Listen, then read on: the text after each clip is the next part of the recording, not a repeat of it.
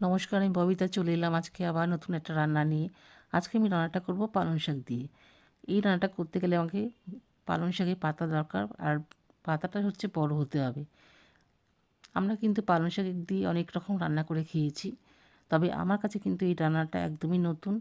প্রথমে পালং শাকটাকে আমি গরম জলের মধ্যে ভিজিয়ে রেখেছি একটু নরম হয়ে যাওয়ার জন্য। কিছুক্ষণ বাদে ওটাকে জল থেকে তুলে আমি শুকিয়ে নেব। আমার হাতে খুব কম সময় ছিল দেখে আমি সেইভাবে শুকোতে পারিনি। আপনারা চাইলে বাড়িতে শুকনো কাপড়ের মধ্যে জল থেকে তুলেই দিয়ে দেবেন, দিয়ে কিছুক্ষণ রেখে দেবেন, দেখবেন জলটা টেনে নিয়েছে। তারপর আমি একটা বাটিতে 500 গ্রাম পনির নিয়ে ওর মধ্যে কুচনো কাঁচা লঙ্কা, নুন, মিষ্টি, আদা বাটা, ধনে গুঁড়ো, জিরে গুঁড়ো আর কিছুটা কর্নফ্লাওয়ার দিয়ে আমি মেখে নেব। কর্নফ্লাওয়ারটা দিয়েছি একটু বাইন্ডিংয়ের জন্য। ভালো করে মেখে নিয়েছি। মেখে নেওয়ার পরে একটু পনির নিয়ে দু হাতে আমি দিয়ে আমি একটু লম্বা করে নেব। নিয়ে আমি পালং শাকটা পাতার মধ্যে দিয়ে দিচ্ছি। দিয়ে আমি এটাকে আস্তে আস্তে করে মুড়িয়ে নেব। ওপর থেকে নিয়ে আমি এইভাবে, আপনারা দেখুন আমি কীভাবে করছি, এইভাবে আস্তে আস্তে করে আমি মুড়িয়ে নেব। রোলের মতন করে নিতে হবে। শেষে আমি একটু আটা কিংবা ময়দা দিয়ে একটু আটকিয়ে দেবো, যাতে পাতাটা না খুলে যায়। এইভাবে আমি প্রত্যেকটা পাতাতে পনির পুর ভরে নিয়েছি। এবার এগুলোকে আমি ভেজে নেব।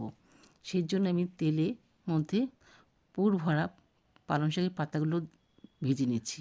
আমি চামচ দিয়ে ভাজছি। দু পিঠই আমাকে ভাজতে হবে। ভাজা হয়ে গেলে আমি নামিয়ে ফেলবো। এদিকে একটা বাটিতে 100 গ্রাম দই নিয়েছি, তার মধ্যে গুঁড়ো গরম মশলা দিয়ে আমি ভালো করে ফেটিয়ে নিয়েছি। তারপরে ওই তেলের মধ্যে আমি ফোড়নে দেব গোটা গরম মশলা, গোটা জিরে, মৌরি আর কালো সর্ষে দিয়ে ভালো করে আমাকে ভেজে নিতে হবে। ভাজা হয়ে গেলে ওই দইয়ের মিশ্রণটা আমি দিয়ে দেবো। দিয়েও আমি ভাজতে থাকবো।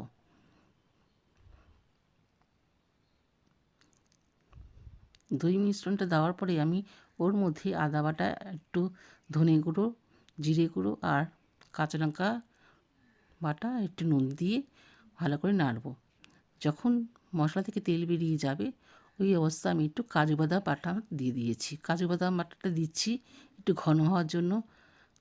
কাজু বাদাম বাটাটা যখন নাড়তে নাড়তে যখন ঘন হয়ে যাবে তখন আমি ওর মধ্যে একটু জল দিয়ে দেবো। খুব অল্প জল দেবো, বেশি জল দেবো না। জলটা ফুটে এলেই আমি পুর ভরা পালং শাকের পাতাগুলোকে একটা একটা করে দিয়ে দেবো।